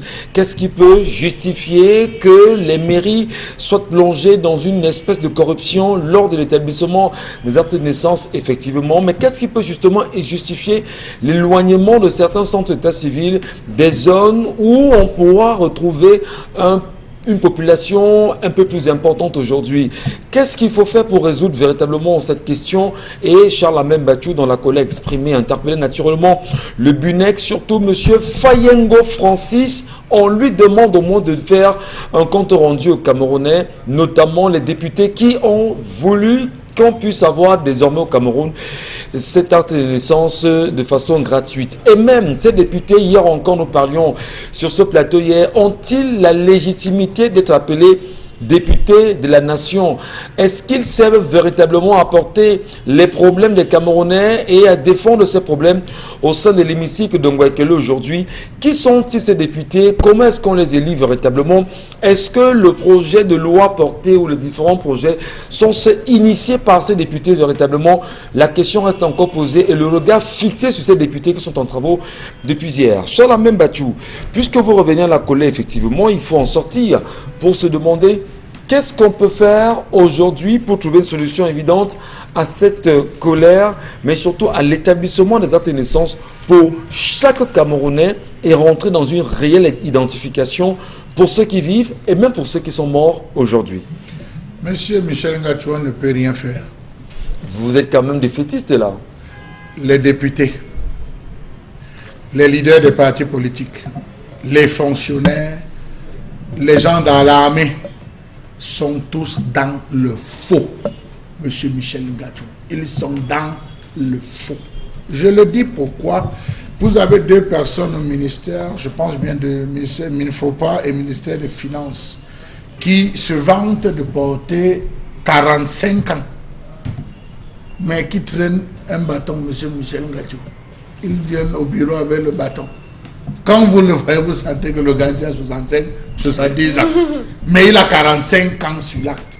Vous avez beaucoup de fonctionnaires qui ont passé le temps à ne faire que des faux actes de naissance pour retarder la date de leur départ en retraite. Monsieur Michel Ngachou, ça a commencé par les fonctionnaires. Je laisse le football parce que Mbaboka a déjà soulevé la question du football. Vous avez des personnes qui ne vivent que de ça. Lorsqu'il sait qu'on va lancer les concours, les affaires, les histoires des partis politiques, présidence de la République et tout, là où il y a les âges compliqués, là. Non, il fait un tour à Kumba. Il a son combat, monsieur Michel Ngachou. Je voulais simplement vous dire que les infos nous permettent à l'instant que pratiquement toutes les mairies du Cameroun vous regardent ce matin. Mais, monsieur Michel Ngachou, quel nous regarde? C'est à elle qu'on s'adresse, monsieur Michel Ngachou. Vous savez qu'il y a eu un problème qui a été étouffé par une élite de cette localité. C'est dans le MBAM, monsieur Michel Ngachou, avec Bafia, qui est bien évidemment le centre, où un monsieur, il s'est marié. Il arrive à la mairie dans les années 2016-2017 parce que le gars demande, la femme avait égaré l'acte de naissance et tout son acte de mariage. Elle revient à la mairie pour fouiller les souches et tout et comme ça. Le mari, elle arrive, on ne retrouve pas les souches. Elle rentre, elle dit, mais on ne retrouve pas les souches. Son mari veut la jongler. Elle dit, non, il n'y a pas de, ne te dérange pas. L'homme ressort l'acte de mariage. Ils arrivent à la mairie. Puis, comme on dit, vous venez vous marier au village. Ils arrivent à la mairie, monsieur Michel Ngachou. Il n'y avait aucun numéro enregistré sur l'acte de mariage. C'est là où l'homme se rend compte que le gars qui a fait, même qui a établi, n'avait pas enregistré. Ouais. Il n'y avait pas de registre. Ça crée un désordre total. Je dis à ma fille, ça crée un désordre total. Ça fait, non, la mairie, la zone n'avait pas de registre, il n'y avait pas de registre, là, on devait consigner ça. Donc voilà comment, et les actes de naissance qui avaient été distribués, et tout ce qui avait été fait, ce n'était pas dehors. C'est une élite bien placée qui était montée sur le dossier, qui a appuyé. On a essayé de voir comment on devait gérer. Allez voir Kenzo, allez voir Tok. Tout à l'heure, c'est la difficulté que beaucoup de personnes ont d'établir. Vous arrivez parfois, il a ses registres à lui, il vous façonne quelque chose, mais il n'y a pas de numéro. Et les Camerounais qui n'ont pas la présence d'esprit lorsqu'ils prennent de regarder le numéro, il y a toujours un numéro obligatoirement. C'est le numéro, quand vous arrivez, on dit donner le numéro de référence, vous partez chercher le numéro pour pouvoir donner afin qu'on retrouve. Autre chose, monsieur Michel Ngachou. Je me suis rendu à Yaoundé. Personnellement, parce qu'il fallait que je retrouve certains documents, monsieur Michel Ngachou, pour des dossiers y afférents me concernant. Je suis arrivé, on me présente un registre, et je le dis en regardant la caméra, un registre de 1971. Vous connaissez quelle était la première page? Non. Ce n'était pas 01, c'était 46. Avec l'extrait de naissance numéro 3224. Qui constituait la première page. Alors, ça voulait dire que les numéros... Dans une mairie, au moins? J'ai dit dans une mairie. Je vous dis une mairie. Vous pouvez l'identifier. Non, monsieur Michel, j'ai dit dans une mairie. Ce matin? Non, si vous savez là où moi j'étais né, je suis né, vous connaissez de quelle mairie il s'agit. Donc, j'ai dit de 1 à 45, monsieur Michel Ngachou, ça avait disparu. Ouais. Les filles avaient disparu. Vous avez des mairies ici à Douala qui ont connu des inondations. Des inondations où des feuillets des anciens registres ont été littéralement, monsieur Michel Ngachou, détruits par l'eau. On n'a pas reconstitué, monsieur Michel Ngachou, les différentes souches. Vous avez des gens qui vivent, mais qui n'existent plus dans ce pays parce que la mairie a été négligente, parce que les différents secrétaires ont été négligents. Vous avez des incendies qui ont ravagé certaines communautés urbaines, M. Michel Ngatou, et des secteurs clés là où étaient déposés les états civils. M. Michel Ngatou, c'est quand vous repartez pour l'établissement que vous demandez la souche. Est-ce que vous savez qu'il y a plein de personnes lorsqu'ils vont faire le duplicata, qui sont parfois suppliés et tombent des nues? Ah oui, M. Michel Ngatou. On va peut-être pas revenir sur Vous cette avez, histoire, non, parce que mais on a des faits similaires. Oui, vous avez des personnes, hein, le gars donne, il fait un enfant avec une jeune fille, on dit amenez vos 2 témoins. Quand vous arrivez avec les 2 témoins pour établir, la femme qui est là commence à vous dire que c'est 14 000, que vous devez donner bien, c'est un enfant, c'est l'enfant de tout, c'est l'enfant du village. Le gars dit, madame, je n'ai pas d'argent, dit c'est 14 000. C'est que la signature revenait demain. Vous avez demain, revenez demain. Demain, revenez demain. Demain n'est pas là. Après, le gars se fatigue et il abandonne. Vous avez des gens dans les mairies qui spécialement découragent ceux qui veulent récupérer, disons-le. Qui ne veulent pas payer. Le Tchoko, on dit que non, mon Tchoko c'est 2 000. Et vous dites, vous regardez dans les yeux, c'est 2 000, c'est 3 000, c'est 5 000. On risquerait bien sûr de faire le procès de certaines mairies ici ce matin. Mais voilà pourquoi vous avez vu. Effectivement. J'ai évité de vous donner parce qu'on risquerait ça. Il y a des mairies qui sont spécialisées justement dans cette question. Je vais peut-être faire un petit clin d'œil à quelques mairies. Hein. Vous permettez? Monsieur Ngatou. On laisse tomber. D'après le Rotary Club, je cite le Rotary Club qui avait fait état de 10 000 enfants dans le littoral sans acte de naissance. Le Rotary Club, c'est pas moi. 10 000 naissances sans acte, des enfants qui n'ont pas d'acte de naissance. Vous savez, dans le pays que Dominique Audrey a cité tout à l'heure, on a remis des formes de cardiopathes, je ne sais pas si j'appelle juste des tablettes, aux responsables des maternités. Dès qu'un enfant naît, c'est connecté, M. Michel Ngatou, il y a une application, vous cliquez naissance, vous cliquez décès. Le soir, l'institut qui gère le taux de mortalité, natalité, a les chiffres de toutes les zones où les enfants sont nés. On sait qu'aujourd'hui, le Rwanda a accueilli 13 500 naissances et sur cette base, on peut faire des statistiques par rapport à qui on soigne, qui on nourrit, qui on éduque, qui on va... Monsieur Michel Ngatou. Mais qu'est-ce qu'on peut bien profiter? Qu'est-ce qu'on peut bien gagner à ne pas mettre l'accent sur... je vais dire sur l'établissement de l'acte de naissance au Cameroun. Monsieur Michel, qu'est-ce que c'est le faux? Mais qu'est-ce qu'on gagne à le faire? Mais le faux nourrit, le faux entretient ses politiques. Le faux, Monsieur Michel Ngatou, nous sommes combien? Nous sommes combien? Vous parlez de quoi là? Le régime de Yaoundé, là où ils sont à Yaoundé, je pose la question aux élus. Excusez-moi s'ils ne sont pas entre guillemets nuls. Je ne peux pas accéder au Parlement si je ne connais pas. Nous sommes combien? Dans ma circonscription où je suis député, nous sommes combien? Je nourris combien de personnes? J'éduque combien de personnes? Je soigne combien de personnes? Vous ne répondez pas à ces questions, vous dites que vous êtes un pays, vous gérez un pays? Bon, on voulait faire justement un petit trait d'union là. Non, c'est ça, je voulais dire, c'est le faux. Lorsqu'on s'engage dans le faux, vous voulez qu'on gagne quoi? C'est le faussaire qui gagne. C'est pour ça qu'il y a l'expression, par exemple, péché en eau trouble. Il y en a qui ne veulent pas que l'eau soit claire. Et ils gagnent dans ce trouble-là, dans ce désordre qu'ils ont installé. Et maintenant, les citoyens un peu bien bâtis, ils vont trouver du mal à vivre dans cet environnement. C'est pour ça donc qu'il faut amener un rapport de force qui va faire basculer les choses, organiser les audiences foraines demain. Qui va les organiser? Non, mais la nouvelle administration qui viendra, quand aussi on réussit à enlever le système en place. Monsieur Michel Ngatou, à l'extrême nord Cameroun, il y a un jeune commandant qu'on affecte partant de Yaoundé, il est encore en fonction, je ne voudrais pas qu'il ait des problèmes. On l'affecte, il descend. Première chose, il organise pour marquer son temps le calé-calé. Dans toute la zone, sa zone de compétence, il organise des calé-calé. On attrape, oui, avec les Bensikinais, les bandits, c'est les prises de calé-calé, il fait des calé-calé. Le gars se rend compte que ce qu'on a pris pendant qu'ils sont en exploitation, on dit que non, ça c'est des Tchadiens. Mais comment ils font pour avoir des cartes? On dit que non, c'était pendant les élections, quand on organisait les élections, c'est quand on ne sait pas comment cette élite est arrivée ici et a fabriqué, ils se sont entendus. Il a fait le rapport, dit-on, il a fait son rapport, mais on l'a tapé dessus avec M. Michel Ngatou, de chicote, le genre, le chicote qu'on a mis en école. Tu es qui? Tu veux qu'on perde ici? Tu es fou? Voyez-vous jusqu'à quel niveau, quand on demande aujourd'hui, même les députés qui sont là, ils se nourrissent de ça. rétablissez, M. Michel Gatchou, l'acte de la gratuité, vous allez vous rendre compte qu'avec volonté, vous avez des gens ils ont déjà payé les 7 000 francs qu'on demande de payer, mais ils sont à 6 mois, ils n'ont pas d'acte de naissance, parce qu'on n'a pas délivré, parce qu'il y a eu blocage à la mairie, parce que le maire n'est pas là. Vous avez des secrétaires d'état civil, des officiers d'état civil dans les villages qui prennent les dossiers. Non, disons-le, M. Michel Gatchou, qui prennent les dossiers et ils ne font pas, il faut pas signer. Monsieur Mbachou Charles, on veut comprendre le lien qui existe entre le BUNEC, le Bureau national de l'état civil, et les mairies aujourd'hui. Abassamba, vous dites que vous êtes banté, Babou, Abassamba, il y a le BUNEC, un bureau du BUNEC. Oui, mais il y a au moins une mairie là-bas. Et une mairie là-bas, non?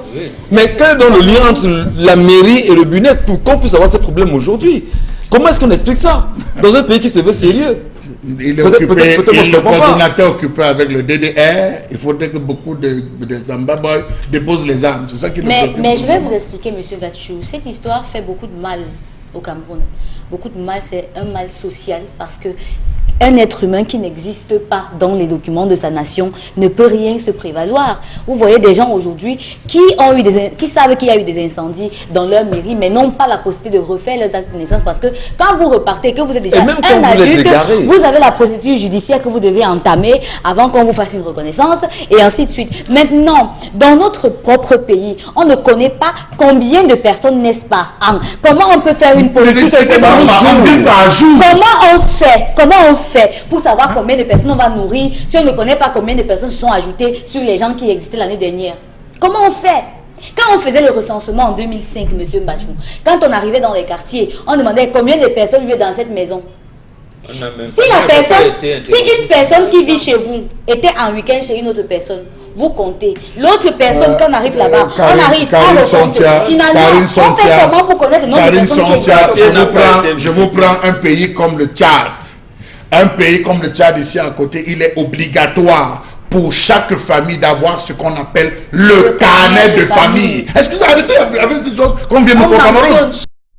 Carnet de famille, ça veut dire que lorsqu'on arrive, le père de la maison est là, oui. Appelez le père de la maison. Vous sortez, dit monsieur, le carnet de famille. Dans le carnet de famille, tout est mentionné. Votre épouse, votre concubine, tout est mentionné à l'intérieur. Mais qu'est-ce qu'on fait dans ce pays? On s'amuse. Même la concubine, soyez sérieux, Charles, même Gatchou. Même la concubine. Puisque les enfants de la concubine, on les fait. Vous avez les enfants, on les recense. C'est important. Donc à partir du carnet, de famille, on peut savoir dans un quartier qui est-ce qu'on a. Nous vivons au Cameroun comme des aventuriers. Nous vivons au Cameroun. Sur quoi se base la loi de finances? Non, mais écoutez, on va il n'y a pas de spéculation. Non, puisqu'on est en train de parler de spéculation. C'est pour une population précise. Le budget de l'État est basé sur un nombre de besoins par rapport à une population précise. Non, c'est les besoins. Non, à l'Assemblée, ce sont les ministères qui veulent justifier leur budget en réalité. Pour qui? C'est la question. C'est pour des populations. Alors, est-ce que, peut-être pour finir rapidement sur ces questions, est-ce que le BUNEC, puisqu'on interpelle le BUNEC ce matin, effectivement, ne pouvait pas aider le Cameroun, ne pouvait pas permettre au Cameroun aujourd'hui d'identifier la densité de la population réelle, zone par zone, effectivement. On a parlé du recensement à un moment donné. Est-ce que ce BUNEC ne peut pas avoir une activité réelle permettant aux Camerounais d'identifier les 40 millions de Camerounais dont on espérait. Vous êtes à 40? Non. Les derniers rapports, je crois que c'était de Human Rights et tout ça, on envoie à 45 millions. Non, je dis vous êtes seulement à 40. Bon, on devait en réalité en 2020 être environ à 40 millions. Mais d'après le gouvernement, nous sommes 24 millions de Camerounais. Voilà. Quel est l'intérêt? Alors, ce BUNEC, finalement, on n'interpelle encore Fayengo Francis ce matin. Qu'est-ce qu'on peut faire pour que Fayengo sorte justement de sa réserve et fasse un travail efficient et efficace pour l'État du Cameroun aujourd'hui et pour les populations du Cameroun? Il faut qu'il ait un patron qui lui tape sur les doigts. Il est où? Quel patron? C'est lui qui l'a nommé. Oui, mais il est où? Parce qu'il répond directement. C'est vrai, il est sur le ministère de l'administration territoriale, mais il est un premier ministre, un président de la République qui lui demande des comptes. Parce qu'en réalité, il doit, vous l'avez dit, il n'a que 360 communes, c'est pas beaucoup. C'est pas beaucoup de passer par commune et de connaître, de compter le nombre, comment vous appelez ça, de centres d'état civil, centres spéciaux d'état civil, également institués auprès des hôpitaux des districts, de faire enregistrer le nombre de décès et de les faire enregistrer automatiquement. Et le nombre de naissances Les naissances, les décès doivent être automatiquement enregistrés. Oui, mais enregistrer... Donc, mais pas Yengo a pensé que là-bas, il était au chômage. Est-ce qu'il ne peut pas lui-même Est-ce qu'il... Bon, Belgas, est-ce qu'il ne peut pas lui-même, ne serait-ce que, je veux dire, informatiser le système camerounais, parce qu'on a le sentiment que tout est au niveau de l'informatisation et du réseautage qu'il faut créer entre quand on y va de différentes...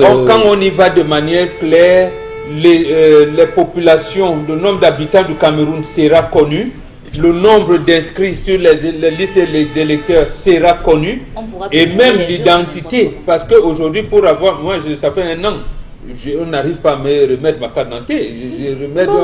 On rallonge les récépissés. J'étais allé personnellement avec maman. Il y a encore l'espace. J'étais allé personnellement avec maman. J'ai dit, je vais être ton témoin. On a prolongé ça jusqu'au 31 décembre de cette année. Je ne sais pas. Et cette année, on va me donner. Je suis sans papier. Je suis sans papier chez moi. Et vous êtes Camerounais, vous n'avez pas d'identité. J'ai un parent qui, lui, il est allé repartir à Yaoundé parce que sa carte d'identité est arrivée à expiration. Pour retrouver, comme ça la mère l'a dit, Yaoundé dépend de Yaoundé 2, on n'a pas retrouvé les souches. Donc justement, vous parlez de Yaoundé 2, la mairie. Quand on vous arrête, je vous dis, je vous raconte pas des histoires. Il est donc allé là-bas, il n'en a pas trouvé. Il n'y a pas de souches. Bon, vous voyez un homme de 80 ans, il n'a pas d'identité. Il n'a pas vu sa carte d'identité arrivée à expiration. Il va faire comment? Donc, voilà donc le Bunet a du travail et M. Payengo a pensé qu'il était au chômage, il fallait qu'on lui donne autre chose. Monsieur Michel Ngatou, je crois que et on finit par la c'est une niche d'emploi à nul autre pareil. On devrait installer un bureau du BUNEC dans toutes les maternités du Cameroun. On n'a plus besoin d'aller créer ailleurs.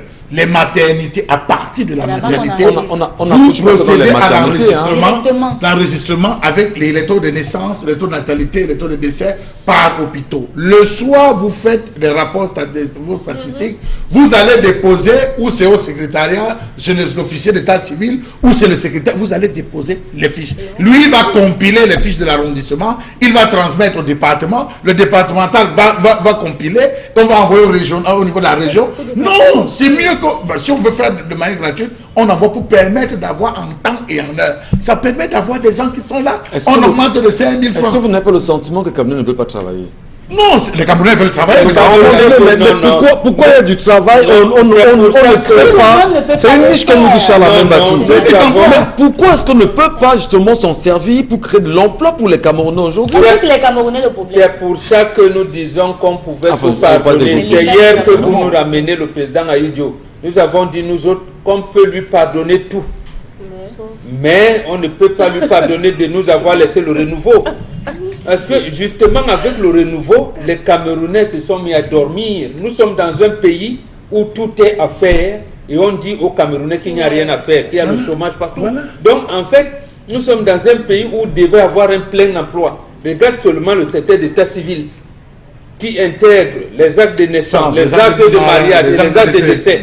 Ça déjà, ça peut faire travailler et les géographes, et les sociologues, et les informaticiens, et les anthropologues, et tout. Parce que comment vous voyez, j'étais à Betaroya, justement, un centrafricain qu'il connaissait parce qu'ils vivent ensemble pendant les élections, lui, il a la carte d'électeur parce qu'il a une carte nationale d'identité camerounaise, alors qu'il avait caché sa carte centrafricaine. Les Camerounais qui sont là à l'aise, et ils n'en ont pas. Voilà. Or, quand ils se plaignent auprès de Dieu, on dit, mais donnez les preuves des humains. Voilà les situations qui se trouvent. Alors que c'est l'administration qui doit apporter des preuves que tel est Camerounais, tel ne l'est pas. Très bien. Non, permettez, on va prendre les messages. On va prendre les messages des Camerounais, des téléspectateurs qui nous lisent, des Camerounais d'ailleurs. Et nous saluons bien sûr tous ceux qui, à travers le continent africain, tentent de nous écrire, et même hors du continent africain. Merci pour vos nombreux messages. Vous avez la page 10-12, le Zénith, où vous pourrez nous laisser vos messages. Vous avez également le live Equinox TV. Laissez-nous vos commentaires. Nous les lirons. Karine Santia, nous sommes suspendus à vos lèvres. L'histoire d'acte de naissance est devenue tellement compliquée ici au pays. J'ai perdu le mien dans une agression l'an passé. Mais la mairie où je suis née a refusé de me faire un duplicata, sous prétexte que la nouvelle loi qu'ils ont votée ne permet pas d'avoir un duplicata. Ils m'ont remis un papier qui se périme après 3 mois. La question que je me pose est celle de savoir, si je sors du pays, comment avoir ce papier tous les 3 mois? Priska Wakoki. Donc elle n'a plus d'acte de naissance fini. Elle a juste un papier qu'elle doit certifier tous les 3 mois. Qu'elle aille au tribunal de première instance de la localité, voilà, introduire ça, faire une requête au fin d'obtenir un duplicata. Très bien. On avance. Le maire de Lobaba marche avec le registre et son cachet dans son sac. Il est prêt à tout.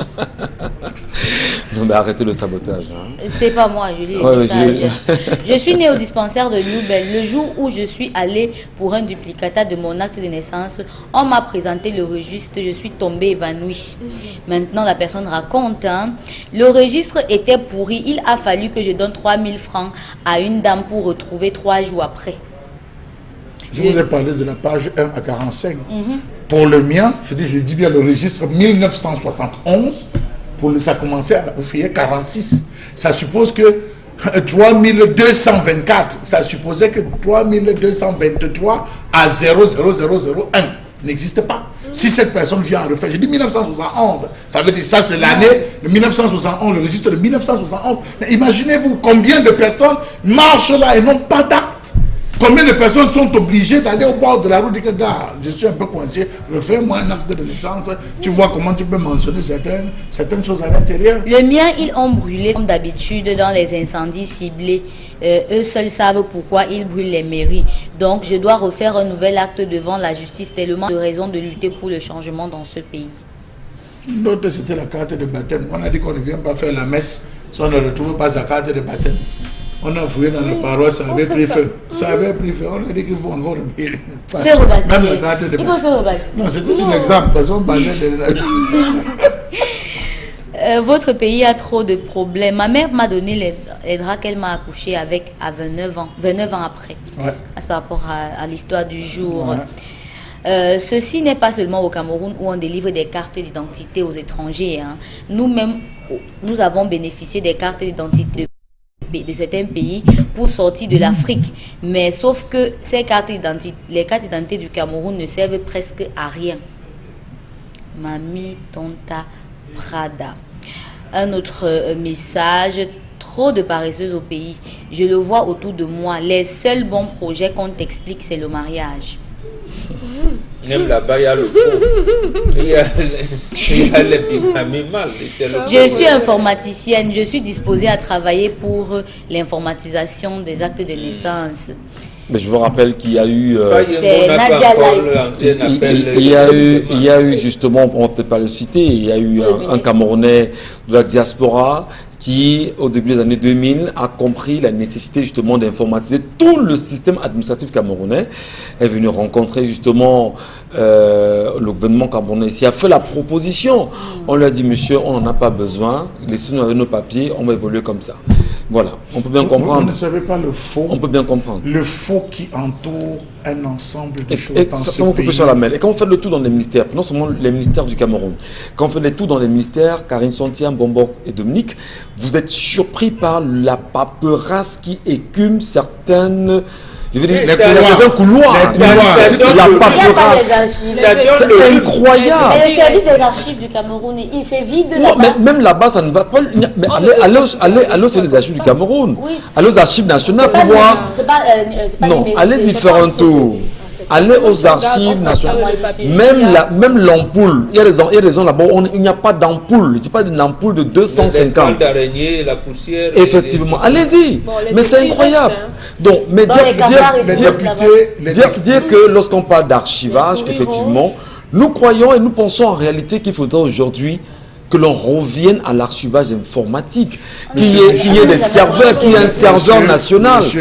Mais est-ce que ce serveur sont là même, est-ce qu'il va vivre? Monsieur Michel Ngatiou, si on avait de vrais députés, je vous assure que les députés touristes qu'on a au Cameroun, qui passent le temps à voyager, coin par coin, et à faire une promotion, on n'allait pas avoir ça. Vous vous concentrez uniquement sur votre circonscription. Voilà, on est en train de soulever la question. Ma circonscription a combien de mairies? Je vais faire le tour de chaque mairie, service après service. C'est mon devoir de restituer. Vous arrivez dans le premier, je vais au service, le service de la maternité ou tout ça. Faites-moi sortir les différentes fiches des archives. Vous contrôlez, est-ce que c'est dans quel état vous faites des notes, vous travaillez, vous remettez à votre cabinet parlementaire qui va se battre à sortir des ensembles de projets. Vous descendez le nombre de bars qu'on retrouve dans les circonscriptions, les problèmes de population. Vous toquez aux pauvres. Bonjour, je suis l'honorable tel. Quels sont les problèmes que vous faites dans ce quartier? Monsieur Michel Ngatou. Ils servent donc à quoi, les députés? À rien pour le moment. Merci beaucoup. Allez, allez, Karine, les messages, je vous en prie. Pour la délivrance des actes de naissance, mine de rien, c'est possible de faire une déclaration juste après la naissance de l'enfant à l'hôpital de la Caisse. J'en suis témoin. Non, non, même à l'hôpital central, hein, vraiment, il faut reconnaître, lorsque l'enfant naît tout de suite... La suite, c'est pas l'hôpital. Oui, justement, c'est pour revenir et rejoindre votre idée. Vous pensez qu'il fallait un bureau, le BUNEC, enfin, un bureau national d'état civil on vous enregistre directement, on vous donne un reçu. Le reçu, on vous dit, vous partez dans 15 jours à la mairie. Non, au moins là, à l'hôpital central de Yaoundé, il faut dire, ça se passe très bien. Ça se passe, si c'est pour ça, il y a toujours des déclarations de naissance. Le problème qui est posé et que les députés ne veulent pas résoudre, c'est quoi? Il y a beaucoup de jeunes filles accouchent aujourd'hui sans être mariées. Oui. Et on a dit, on ne veut plus la mention père non déterminé. Il y en a donc, papa, l'auteur de la grossesse n'est pas là, ou bien il ne veut pas, ou là, on fait comment dans ce genre de situation? Donc, c'est aux députés de le faire, parce que c'est eux qui ont créé, comment je vais dire ça, ce vide. Maintenant, la fille vient d'accoucher même ici à la Quintini. Le gynécologue qui l'a accouché fait bien la déclaration, Madame X. Maintenant, il faut aller à Deido ou à, je ne sais pas, Bonanjo, n'importe où, pour faire établir cet acte-là. Parce qu'elle va faire comment? Elle va envoyer, le père de l'enfant ne vient pas, on dit, la mère ne déclare pas la naissance. Voilà les situations que les députés ont créées. Il faut qu'ils résolvent ça. Au-delà des députés Bengal, on revient donc on laisse la mention du père vide, ou alors le père non terminé. La maman déclare bien qu'elle a accouché à la Quintini, à Dedo ou n'importe où. Et là, on lui remet l'acte. Très bien. Quitte à ce que le garçon qui a fui au départ revienne plus tard et connaître l'enfant. Et nous interpellons bien sûr le ministère. Je parle bien du ministère de la promotion de la femme et de la famille. La famille. En réalité, qu'est-ce que la ministre de la promotion de la femme et de la famille peut bien. Non, c'est les affaires sociales. Les assistants sociaux. Parce qu'en fait, on commence par les hôpitaux ont les... Est-ce que le ministère de la promotion de la femme et de la famille, puisqu'on attend, il y a également un projet sur le code de la famille qui est attendu depuis un petit moment au Cameroun, est-ce qu'à travers ce code de la famille, on ne peut pas résoudre efficacement cette question des actes de naissance aujourd'hui? Pourquoi la ministre elle-même ne peut pas prendre le risque de se prononcer sur un sujet comme celui-là pour le bien des Camerounais? Et vous, pour parler également des affaires sociales, les affaires sociales sont où? Lorsqu'on parle justement du BUNEC, lorsqu'on dit que les Camerounais n'ont pas d'acte de naissance, allez bien évidemment à Ebolova, allez au sud, allez à Djoum aujourd'hui, voir comment il y a des villages à Djoum où il n'y a pas d'acte, il n'y a pas de centre d'état civil. Il dit, j'ai pas bien de Djoum aujourd'hui. Allez-y faire un tour pour comprendre. Allez à la frontière Cameroun-Congo. Allez-y voir. Qu'est-ce qui peut bien expliquer cela aujourd'hui?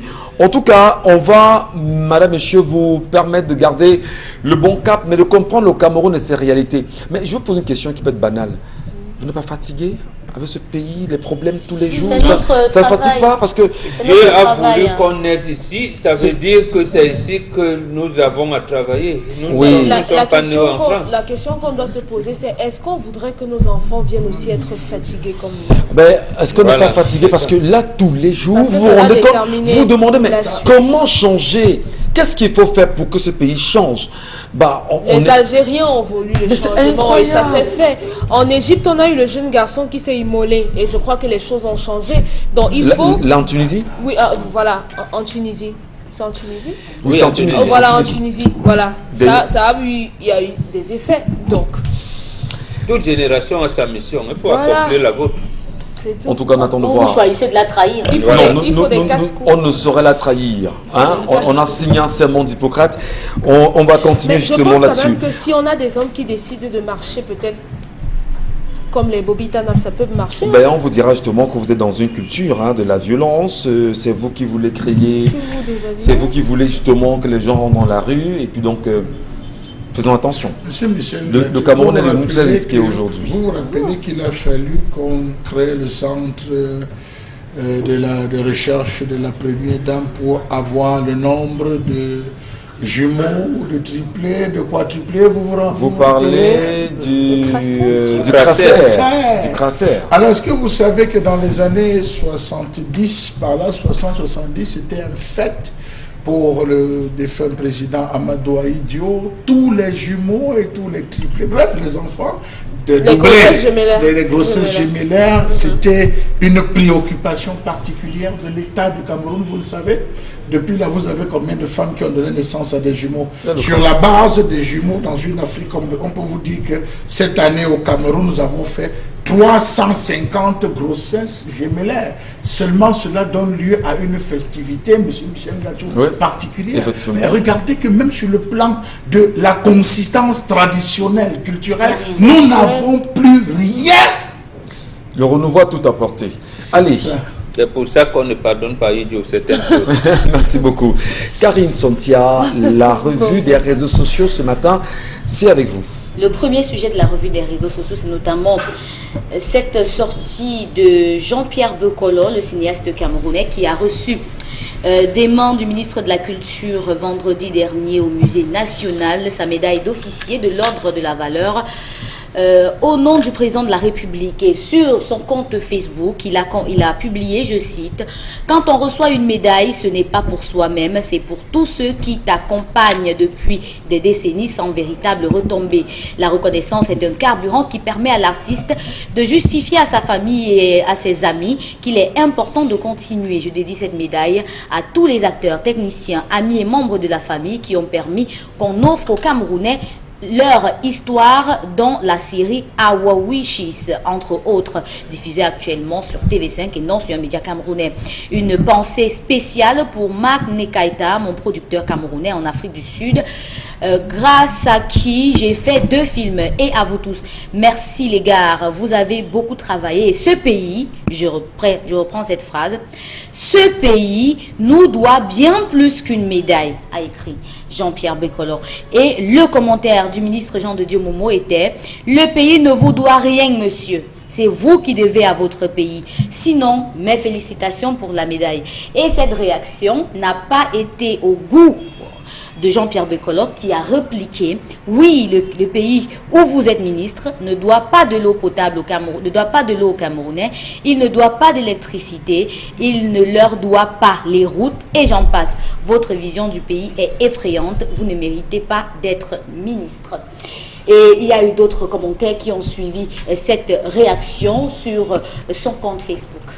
C'est une réaction, du moins on va dire, c'est un sujet qui depuis pratiquement 24 heures écume l'actuel aujourd'hui. Forza Kotompu, bien connu comme étant le ministre délégué à la justice, a choisi de réagir à la sortie de Jean-Pierre Bekolo aujourd'hui.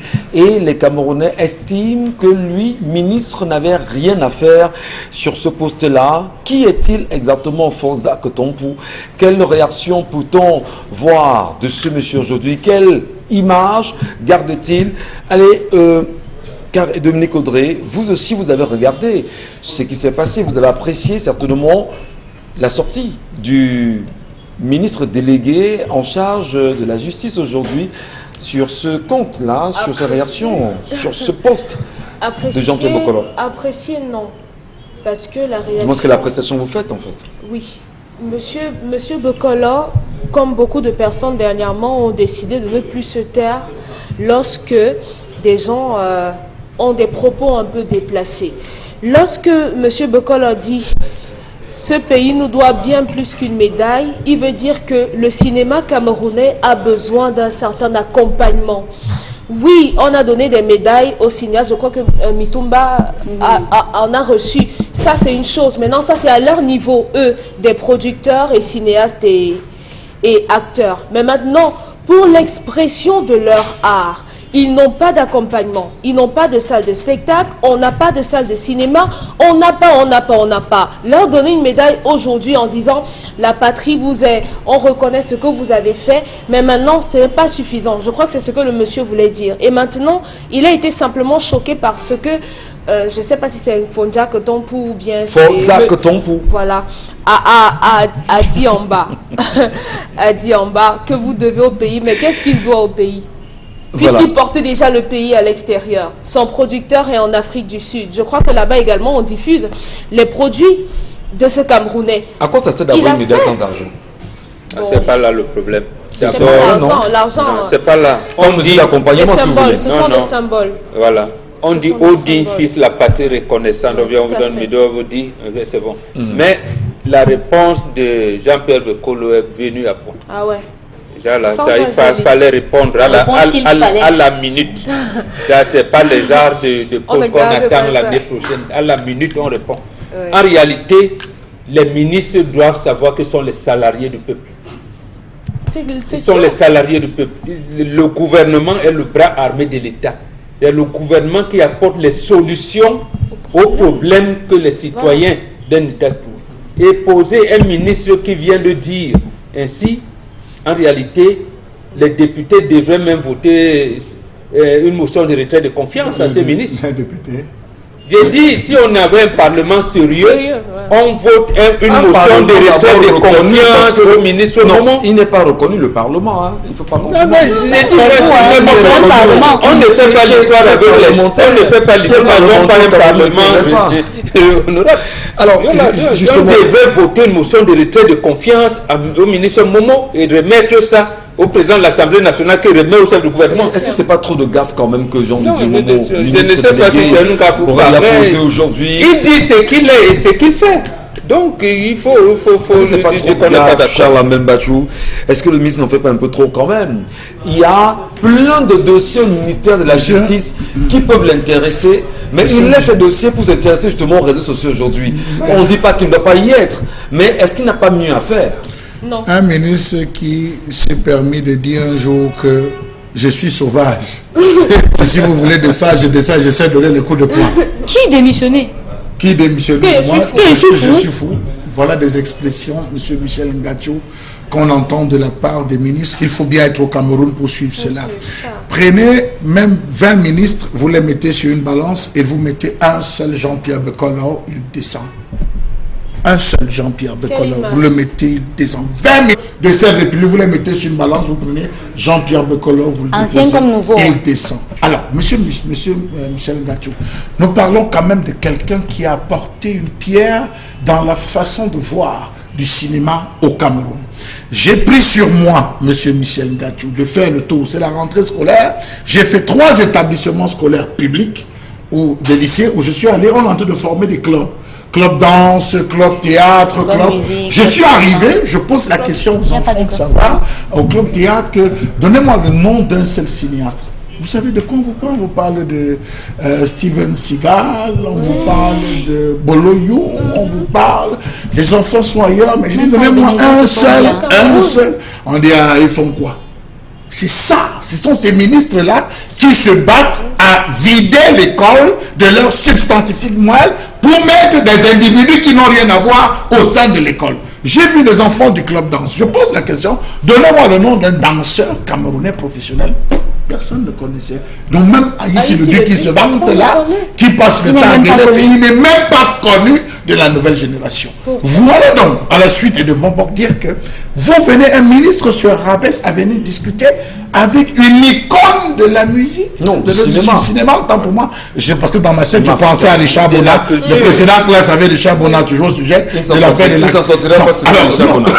Parce que Monsieur Michel, le Cameroun est le seul pays où les fonctionnaires sont des multimilliardaires, alors que ceux qui produisent la richesse en tant que les artistes sont des pauvres et sont obligés de mendier. C'est ça ce qu'ils ont fait. C'est la raison pour laquelle ils se targuent de dire le Cameroun ne vous doit rien. On les doit. C'est parce qu'ils se servent. Et la preuve, le ministre Jean-Paul Motazé, lui pour Motazé, a demandé à ce qu'on augmente les impôts pour la prochaine session, il a demandé comment. Ça veut dire que bon, bientôt... Je crois que la plutôt dit qu'il n'y aura pas d'impôt, hein, qu'il y aura très peu d'impôts. C'est ça. Hein, je pense que... C'est ça. Je peux me tromper, mais je pense que... Moi aussi, je peux me tromper. Je peux me tromper, mais une chose est sûre, c'est que le pays doit tout à Jean-Pierre Bekolo. Merci le beaucoup. pays lui doit tout. Et jusqu'à ce jour, il n'a pas baissé les bras. Je crois qu'il il travaille. continue de travailler. Alors, si on vous donne une médaille, monsieur Michel Gachou, ça suppose qu'on a reconnu votre travail. Prenez votre médaille. C'est la nation qui vous donne, ce n'est pas l'individu. Merci beaucoup. Merci infiniment, mesdames et messieurs. On va marquer une pause très importante. On ira te retrouver dans un instant Consti Lamine. Mais avant, il viendra nous parler aussi d'un événement à venir. 20 ans de carrière, ça se fête! La marque de vêtements B.A. Lion, Magica et Fariblé présente la nuit de l'ambiance BCBG. À l'occasion des 20 ans de carrière de Consti Lamine, le plus sénégalais des Camerounais, le vendredi 4 décembre 2020 dès 19h à Douala Bercy. Avec en concert live, Coco Argenté. Mathématiques de Petit Pays. Ulrich Chakam, Kossi. L'histoire d'une femme mariée. Elle a tout pris mon cœur, ma head on pas poulet. Moustique le charismatique, Belka Tobi. Et Jackie Kingé.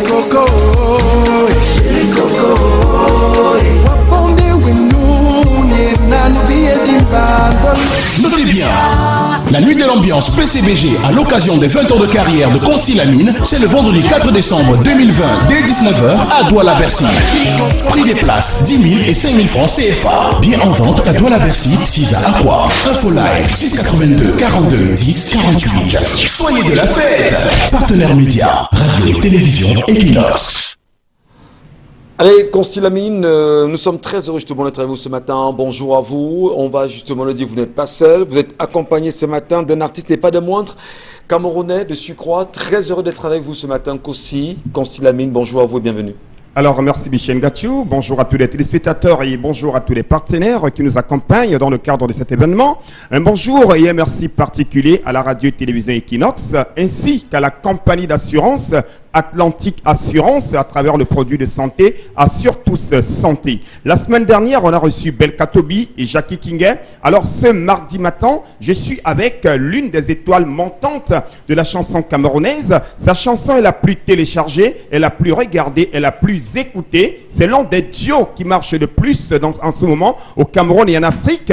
Il est bel et bien avec nous ce matin dans cette émission pour donner sa confirmation bel et bien qu'il sera bel et bien des nôtres le 4 décembre 2020 à partir de 19h du côté bien sûr de Douala Bercy. Alors chers téléspectateurs, pour ceux qui traînent encore le pas, pour ceux qui n'ont pas encore leur ticket d'entrée, je vous invite à vous rendre dans les différents points de vente tels que Douala Bercy, le magasin 1001 tapis, l'Institut de beauté Ahmed pour acheter vos tickets. C'est 5 000 et 10 000 francs. Et avec moi, j'ai l'artiste Kossi, l'un des artistes de la nuit de l'ambiance BCBG. Merci. Thank you plenty and welcome Kossi. Alors, Kossi, bonjour et bienvenue à la maison ce matin. Bonjour.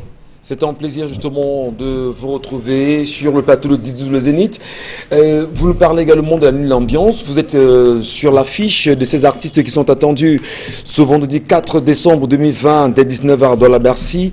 Alors, qu'est-ce que vous promettez aux fans qui doivent s'y rendre pour vivre un moment formidable à vos côtés? I mean, first of all, I want to say big ups Lamine for this wonderful concept of a concert, this food. So I mean, the fans, they know already. I mean, I want you all to make sure. Je veux rassurer. Qu'est-ce que ça te fait justement de te retrouver avec, on va dire, cette famille, Jackie Kingé, Belka Tobi, Coco Argenté, Mathématiques du Petit Pays, Ulrich Takam, Moustique le charismatique. Quelle est l'ambiance, quel est ton état d'esprit en te retrouvant avec ces nombreuses stars de la musique camerounaise? To me, it's a blessing, first of all, because there are a lot of artists here that I've been listening to them since I was a child and stuff like that. So, and I'm also around a hell of talented Aussi, tu es bien comedians. la caméra, je t'en prie, c'est important. Yeah. Voilà. So I was saying, I'm in the midst of so many talented people. Moustique the charismatic, Irish Takam, these are all talented people, and they are legends too in the concert that I've been watching, I've been looking up to since depuis que je suis petit. So it's really wonderful to me, and I'm really happy and blessed to be on the same scene with these people. So.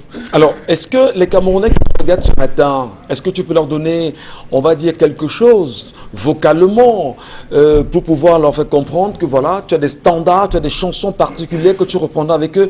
Est-ce que tu as une note quand même vocale pour le grand public ce matin, Kossi? Okay, let me just give this short a cappella. We can try, without problem, let's go. Nouvelle histoire d'une femme mariée. Elle a tout pris mon cœur, ma haine dans pas poulet. Elle me donne l'argent, maison, voiture, ça c'est l'amour, bien la donne des gigolets. Now so we follow, Anaka, Michal, ma mamie. We no be today, we are on the Nakukanda. Mais comme tu vois la fête, si son mari nous a attrapés, ça cuit sur ma oui, m'a mené en justice. Mais devant les juges, c'est dit qu'elle a jamais. Merci beaucoup. Thank you very much. So on the food, you're going to have a full package of all this. Just come on the food, Douala BC, and we're going to give you one hell of a show, trust me. Yeah. Thank you very much, Kossi. You decide to give your best wishes to Constilamine again. Alors, merci donc Michel Gatchou. Merci, comme tu l'as très bien remarqué. Je sais qu'ils sont des millions de personnes qui me regardent ce matin. Il y a des spectacles à Douala, au Cameroun, mais la nuit de l'ambiance BCBG, tout le monde en parle. À Bafoussam, en Konsamba, à Yaoundé, les gens sont en train de se préparer pour être à Douala, pour vivre les 20 ans de carrière de Constilamine, qui a mis les petits plats dans les grands, avec bien entendu à mes côtés cet artiste que j'aime personnellement, Kossi, qui chante très bien, il danse très bien, il sera accompagné de tous ses danseurs. Oui, il y a également Coco Argenté, Belka Tobi qui est déjà là, Jackie Kinguet, Moustique le charismatique, tous ces artistes-là vous donnent rendez-vous pour un concert 100% live le 4 décembre 2020. C'est à Douala-Bercy, cette somptueuse salle de spectacle. La sono est déjà à Douala, elle sera installée dès demain matin. La décoration, le gâteau d'anniversaire est en train d'être préparé. Les champagnes également vont pleuvoir ce jour-là. Et c'est donc l'occasion pour moi de remercier tous les partenaires, bien entendu notamment la radio et télévision Equinox, Excellence Plus du côté bien sûr de Yaoundé de Bonanjan, et bien entendu Atlantique Assurance à travers le produit de santé Assure Tous Santé. 20 ans de carrière, fête. La marque de vêtements B.L. Lion, Magica et Fariblé présente la nuit de l'ambiance BCBG à l'occasion des 20 ans de carrière de Constilamine, le plus sénégalais des Camerounais, le vendredi 4 décembre 2020 dès 19h à Douala-Bercy avec en concert live Coco Argenté, Mathématiques de Petit Pays, Ulrich Takam, Kossi. L'histoire d'une femme mariée. Elle a tout pris mon cœur, ma haine dans pas poulet. Moustique le charismatique, Belka Tobi et Jackie Kinguet.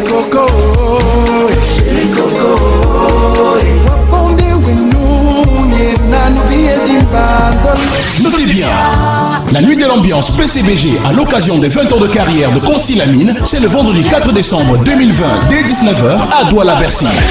Prix des places 10 000 et 5 000 francs CFA. Bien en vente à Douala-Bercy, 6 à Aqua. Info live 682 42 10 48. Soyez de la fête. Partenaire média, radio et télévision Equinox.